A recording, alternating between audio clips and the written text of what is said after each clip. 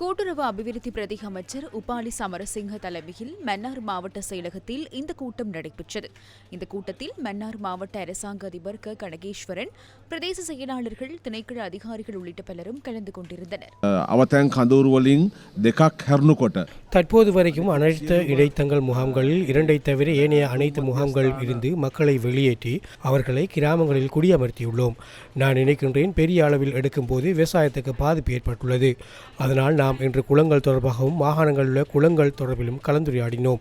அவை இன்னும் வேகமாக தற்காலிகமாக அவற்றை முன்கொண்டு வருவதற்கும் விவசாயிகளுக்காக விவசாயங்களை மேற்கொள்ள அவர்களுக்கான மானியங்களை மற்றும் ஏனைய விடயங்களை பெற்றுக் கொடுக்கவும் அடுத்த ஆண்டிற்குள் அந்த அனைத்து குளங்களையும் புதியதாக நிர்மாணிப்பதற்கும், அதேபோல் மாகாணங்களுக்கு இடையிலான பாதைகள், மாவட்டங்களுக்கு இடையிலான பாதைகள் இவை அனைத்தையும் தற்காலிகமாக புனர் நிர்மாணம் செய்வதற்கும், அதே நேரம் அடுத்த ஆண்டிற்கு அந்த அனைத்து வீதிகளையும் சீரமைப்பது தொடர்பாகவும் கலந்துரையாடினோம். மன்னார் மாவட்டத்திலே இந்த வருடம் ஏற்கனவே இந்த அசாதாரண காலநிலைக்கு முன்பதாக 35,000 ஏக்கரில் நெல் பயிரிடப்பட்டிருந்தது. அதிலே 20,000 ஏக்கர் நிலத்து நெல் கடந்த அசாதாரண நிலைமையின் போது அழிவடைந்துள்ளது.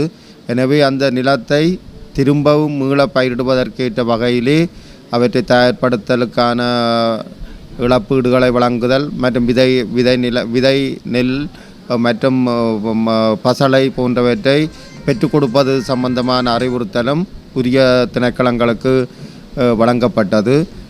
இதனை விட மன்னார் மாவட்டத்திலே அழிவடைந்த மாகாண மற்றும் மத்திய மற்றும் கமநல சபை திணைக்களங்களுக்கு சொந்தமான குளங்களை தற்காலிகமாகவேனும் புனரமைத்து நீரை தேக்குவதற்கு ஏற்ற வகையிலே உரிய ஏற்பாடுகளை பூர்த்தி செய்யுமாறும் உரிய திணைக்களங்களுக்கு கௌரவ அமைச்சர் அவர்களினால் பணிப்புரை வழங்கப்பட்டது.